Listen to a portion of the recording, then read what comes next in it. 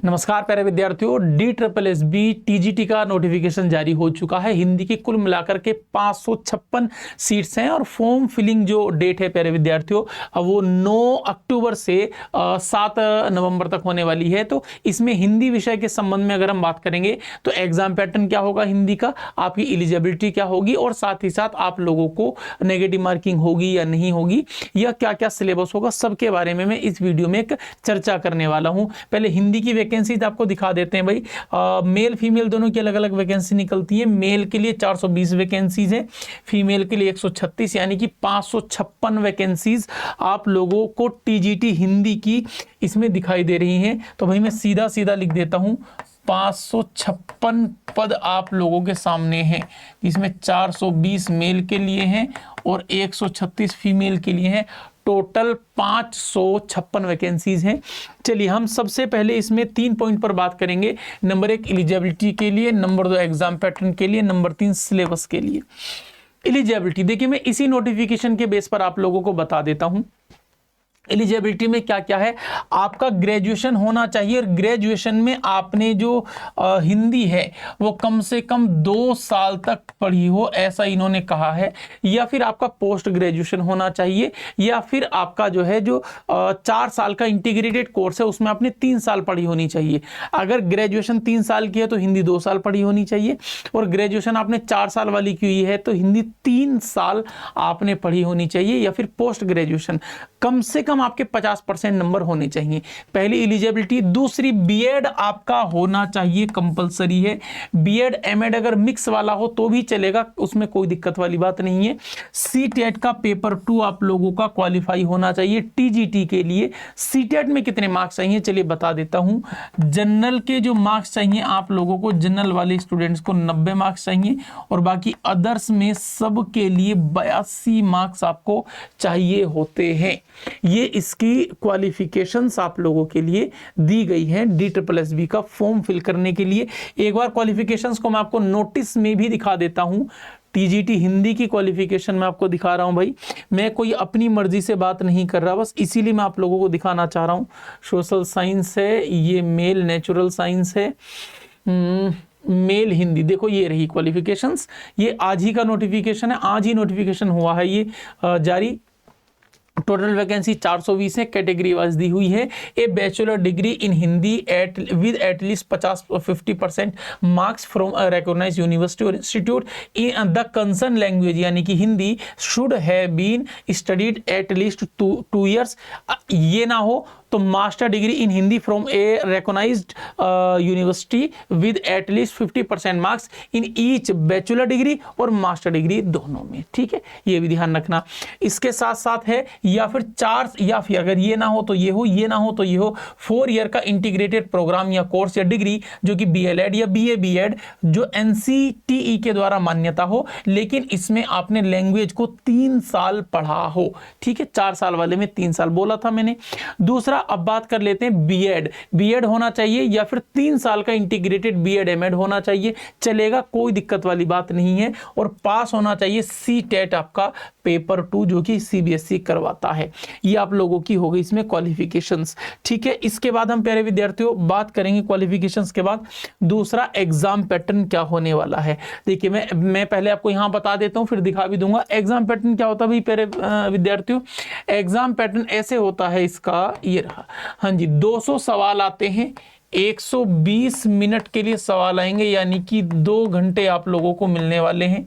ठीक है भाई, और हर सवाल 1 नंबर का होगा, तो 120 मार्क्स का ही पेपर आप लोगों के सामने होगा। नेगेटिव मार्किंग यस होती है, और ये 1/4 की होती है, 0.25 मार्क्स की नेगेटिव मार्किंग होती है। 200 नंबर का जो पेपर आएगा 2 पार्ट में डिवाइड होगा। पार्ट ए यानी कि सेक्शन ए, सेक्शन बी। तो सेक्शन ए होगा ये वाला जो कि जनरल होगा, सेक्शन बी होगा हिंदी का। जो सेक्शन ए होगा इसमें 5 पार्ट आते हैं, 20-20 नंबर के 5, जिसमें कि आएगा GK जनरल अवेयरनेस, 20 नंबर की रीजनिंग, 20 नंबर का मैथ्स, 20 नंबर की हिंदी, 20 नंबर की इंग्लिश। इस पेपर को आपको जो है 20-20 सवाल आपके पास आएंगे। हिंदी जो होगी, हिंदी 100 नंबर की अलग से होगी। हिंदी में इसमें क्या क्या आता है, हिंदी में पूरी व्याकरण इसमें आप लोगों को मिलती है, पूरा हिंदी का साहित्य आप लोगों को इसमें मिलता है, और साथ ही साथ आप लोगों को गद्यांश पद्यांश आते हैं। गद्यांश ज्यादा आते हैं, पद्यांश कम आते हैं। ये 100 नंबर का होगा, प्लस आपको टीचिंग एप्टीट्यूड आएगा, यानी कि हिंदी की शिक्षण विधि। तो हिंदी में भी ये 4 पोर्शन आप लोगों के सामने मिल जाने वाले हैं, यानी कि एक बढ़िया करके इसको पढ़ना पड़ेगा। 200 मिनट में 200 सवाल 120 मिनट में करने हैं, ये अपने आप में एक महाभारत हो जाती है इसके लिए। ठीक है, 2 चीजें मैंने आप लोगों को यहाँ पर बताई, 3 चीजें बता दी हैं, एग्जाम पैटर्न बता दिया, सिलेबस बता दिया। अब एक बार हम इसको मैं आपको दिखा देता हूँ। अच्छा, आपकी जो मेरिट लिस्ट है वो 200 के 200 नंबर की बनने वाली है। मैं आप लोगों को एग्जाम पैटर्न के बारे में भी बता देता हूँ भाई। सैलरी आपका 44,900 से 1,42,000 के लगभग तक इसकी सैलरी होती है। एज रिलैक्सेशन के बारे में भी मैं भी आप लोगों से बात करूंगा कि कितनी एज रिलैक्सेशन इसमें होने वाली है। ये रहा एग्जाम पैटर्न, देखो सीधा सीधा लिखा, एग्जाम केवल 1 टियर में होगा। टाइम 2 घंटे हो गया, सवाल 200 हैं, 200 नंबर, 200 ही आपका ग्रैंड टोटल है। Section A general awareness, general intelligence और reasoning, arithmetical numerical ability, test of Hindi language और comprehension, test of English language और कंप्रिहेंशन। यहाँ पर जो हिंदी आएगी वो व्याकरण वाली हिंदी आएगी। ठीक है, और यहाँ पर जो अब देखो ये तो लिखा 20 मार्क्स ईच, तो 20 नंबर का हर एक सेगमेंट आएगा। फिर 100 नंबर का जो होगा एमसीक्यूज 1 मार्क का होगा एक, जिसमें आपको आपका सब्जेक्ट आएगा, उसकी टीचिंग मेथोडोलॉजी और उसके क्वेश्चंस।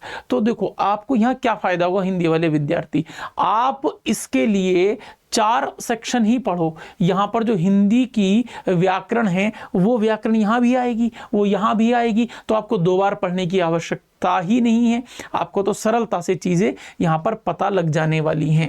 ठीक है भाई, ये आपके सामने हो गया। नेगेटिव मार्किंग 0.25 की है, तो देखो सीधा सीधा दिखा देता हूँ कहाँ पर लिखा है भाई, सीधा सीधा लिखा है 0.25 की नेगेटिव मार्किंग इसमें होने वाली है। ठीक है भाई प्यारे विद्यार्थियों, पेपर आपका हिंदी इंग्लिश दोनों में आता है, लेकिन हिंदी के सवाल हिंदी में आएंगे, इंग्लिश के इंग्लिश में। अन्य सब्जेक्ट के सवाल एक तरफ हिंदी और एक तरफ इंग्लिश, या पहले हिंदी उसके नीचे उसकी इंग्लिश आती है, सॉरी पहले इंग्लिश का प्रश्न होगा उसके नीचे उसका हिंदी का प्रश्न आएगा। टीचिंग मेथोडोलॉजी भी आएगी, आपको एनईपी से सवाल आएंगे, तो उसके लिए आपकी क्लासेस अलग से लगनी जो है आरंभ हो जाएंगी प्यारे विद्यार्थियों।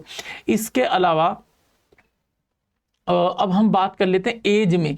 एज आप लोगों के लिए कितनी चाहिए? अगर आप DSSB का फॉर्म फिल कर रहे हैं तो इस एज के क्राइटेरिया को समझिएगा। इसमें मोटे मोटे तौर पर लिखा होता है कि 30 साल आपकी एज होनी चाहिए, लेकिन जब आप कैटेगरी में आ जाते हैं तब आपको कई बार छूट मिल जाती है। अच्छा, छूट क्या मिल जाती है पहले ये भी मैं आप लोगों को बता देता हूं। एक पॉइंट इसमें बीच में मैं आपको समझा रहा हूं, अगर आपके मार्क्स जनरल में हैं, आप EWS में 40% आपके मिनिमम आने चाहिए। देखिए लिखा है the board in order to achieve qualitative selection and the recruit the best talent available has fixed the following minimum qualifying marks। तो मिनिमम क्वालिफाइंग मार्क्स आपके 40% जनरल और EWS के लिए आने चाहिए कम से कम। इससे कम आएंगे तो सिलेक्शन नहीं होगा, चाहे सबके इससे कम ही क्यों ना हो। और जो OBC जो दिल्ली में है उनके लिए 35%, SC ST के लिए 30% होते हैं। चलिए भाई, अब इसमें मैं आप लोगों को कुछ एज रिलैक्सेशन के बारे में बता देता हूं भाई, दिया हुआ है यहीं पर। इसमें पूरे नोटिस के अकॉर्डिंग मैं आप लोगों को बता रहा हूं। देखिए, अगर आप जनरल कैटेगरी से आते हैं, आप मेल हैं फीमेल हैं, तो आपको 30 साल तक मैक्सिमम आप फॉर्म फिल कर सकते हैं। लेकिन अगर आप SC ST से हैं तो आपको 5 साल की छूट मिल जाएगी और आप 35 साल तक फॉर्म फिल कर सकते हैं। लेकिन अगर आप OBC से हैं तब आप जो है 33 ईयर्स तक फॉर्म फिल कर सकते हैं। एज मेल फीमेल दोनों की इसमें सेम होती है। देखो, अगर आप जनरल से हैं, साथ में आप विकलांग कोटे से आते हैं, PWD से दिव्यांग से आते हैं, तो आपको 10 साल की छूट मिलेगी, आप 40 साल तक फॉर्म फिल कर सकते हैं। आप SC ST से और PWD भी हैं आप, है ना, तब ऐसी कंडीशन में आपको 45 साल तक फॉर्म फिल करने की अनुमति है। और OBC से अगर आप PWD कैटेगरी से आते हैं तो आपको 43 साल 43 ईयर तक आप फॉर्म फिल कर सकते हैं। ये सारी कंडीशंस आप लोगों को प्यारे विद्यार्थियों दी गई हैं। एज रिलैक्सेशन में मुझे लगता है सभी को कोई दिक्कत वाली बात नहीं होगी। For both male and female, जो मेल के लिए कैटेगरीज होती हैं, एज की क्वालिफिकेशंस होती हैं, एलिजिबिलिटी होती है, वही फीमेल के लिए भी होती है। दिल्ली में ऐसा कोई भी अलग नहीं है, क्योंकि दोनों वैकेंसीज भी अलग अलग हिस्से में चलती हैं। देखा आपने, टीजीटी मेल की 420 वैकेंसीज हैं, टीजीटी फीमेल की 136 है हिंदी में, तो 136 ही फीमेल का सिलेक्शन होगा। उसमें ऐसा नहीं होगा कि मेल की फीमेल में काउंट कर दे या फीमेल की मेल में काउंट कर देंगे। ठीक है भाई प्यारे विद्यार्थियों, चलिए इसके अलावा और इसमें ऐसा कुछ तो नहीं बचा हुआ है। जो सारी चीजें थी मैंने आपको बता दी। अगर आप मिलिट्री से हैं तो आप मैक्सिमम 55 साल तक फॉर्म को फिल कर सकते हैं। तो ये सारी चीज मैंने बताई। अब देखिए डिटेल्ड सिलेबस डिस्कशन एक दूसरी वीडियो में लाने वाला हूं, जिसमें मैं आप लोगों को प्यारे विद्यार्थियों एक तो डिटेल्ड सिलेबस डिस्कशन के बारे में बात करूंगा, टॉपिक वाइज सिलेबस मैं आप लोगों को अगली वीडियो में बताने वाला हूं, और साथ ही साथ में आपको कट ऑफ के बारे में भी बताने वाला हूं कि कैसे आप लोग उसमें जुड़ेंगे। अगर आप किसी भी DSSB के बैच से जुड़ना चाहते हैं TGT के, तो मैं आप लोगों को बता देता हूं आप लोग कैसे जुड़ेंगे। आप लोगों ने कुछ नहीं करना, आप अड्डा 24/7 के ऐप पर जाइएगा। तो ये रहा अड्डा 24/7 का ऐप, सबसे ऊपर वाले ऑप्शन पर क्लिक करो। देखिए ऑल कोर्सेज में विद्यार्थियों टीचिंग पर आप जाइएगा, और टीचिंग में आएगा या तो टीचिंग महापैक या DSSB TGT पर जाओ, और ये रहा DSSB का महापैक। इसमें DSSB TGT PGT PRT, देखिए DSSB PRT ऑलरेडी चल रही है, TGT अब आ गई, और 1 महीने के अंदर आपको PGT भी मिलेगा। तो मेरी राय यही है कि आप इसके DSSB के महापैक में जुड़ जाओ। ट्रिपल वैलिडिटी है, 2749 में आपको दिखा रहा है, 18 महीने के लिए बैच है आपको। ठीक है भाई, 4 एग्जाम कवर इसमें हो जाएंगे, लेकिन कूपन कोड लगाओगे तो ये और कम में आपको बैच मिलेगा। Y887 में आपको बैच मिलेगा, 2499 में आपको पूरा का पूरा बैच मिल जाएगा 2500 रुपए में। TGT भी कवर हो जाएगा, PGT भी, हिंदी है तो कोई दिक्कत वाली बात नहीं, PRT भी कवर हो जाएगा। मेरी हिंदी की YouTube पर क्लास TGT PGT चैनल पर रोज दोपहर 2 बजे चलती है, आप वहां से वीडियो देख सकते हैं। सारी जानकारी मैं वहां पर देता हूं। पेड क्लास में आपको पूरे नोट्स मिलते हैं, सारी चीजें मैं आप लोगों को प्रोवाइड कराता हूं पेड क्लास में। ठीक है, ग्रुप पर आप लोगों को बहुत सारी चीज फ्री देता हूं। ये भी दिखा देता हूं कि कैसे आप लोगों को नोट्स दिए जाते हैं अगर आप बैच में एनरोल होते हैं। तो जैसे देखिए मैंने ये काशी नागरिक प्रचारणी सभा कल कराया बच्चों को, तो ये मैंने जो नोट्स बच्चों को ऐसे कराए, हिंदी वाले बच्चे समझ जाएंगे। ये काशी नागरिक प्रचारणी सभा है जिसकी स्थापना यहां पर हुई थी, इन 3 लोगों ने मिलकर के की थी। इसका हेडक्वार्टर कहां पर है, पहले अध्यक्ष कौन थे, 2 शाखाएं हैं, इसका उद्देश्य क्या था, इसके 4 उपक्रम थे, 5 वेंचर थे, आर्य भाषा पुस्तकालय, भारतीय मुद्रणालय, भारत कला भवन, सरस्वती पत्रिका और अखिल भारतीय कवि सम्मेलन। ये अखिल भारतीय कवि सम्मेलन उपाधि भी देता था विद्यावाचस्पति की, सम्मान देता था मंगला पारितोषिक। काशी नागरिक प्रचारणी सभा ने हिंदी को बढ़ाने के लिए एक शब्दकोश तैयार किया जिसका नाम रखा गया हिंदी शब्द सागर। उसकी भूमिका लिखी शुक्ल जी ने, भूमिका का नाम रखा हिंदी साहित्य की रूपरेखा, फिर उसका नाम हिंदी साहित्य का विकास, और वो बन गया हिंदी साहित्य का इतिहास। और हिंदी साहित्य का इतिहास एक ही नाम से 6 लोगों ने लिखा है, इसी नाम से। 1929 में शुक्ल जी ने, 31 में रसाल जी ने, 32 में ब्रजरत्न दास जी ने, 73 में नगेंद्र और हरदयाल जी ने, 96 में विजयेंद्र स्नातक जी ने, और 2015 में हेमंत कुकरेती ने। ये मेरे पढ़ाने का तरीका होता है। ये नोट्स आपको मिलते हैं और ये रिकॉर्डेड नहीं होता, सारी चीजें आपको लाइव मिलती हैं। तो आप बैच में जुड़ना चाहते हैं तो मैंने आपको जुड़ने का तरीका बता दिया है, आप जुड़ जाइएगा। बाकी प्रीवियस ईयर की कट ऑफ क्या रही है, एग्जाम की स्ट्रेटेजी क्या होगी, इस पर सब पर चर्चा हम करने वाले हैं। तो नमस्कार, प्रणाम, अपना ख्याल रखिएगा। बाकी मुलाकात करेंगे हम अगली वीडियो में।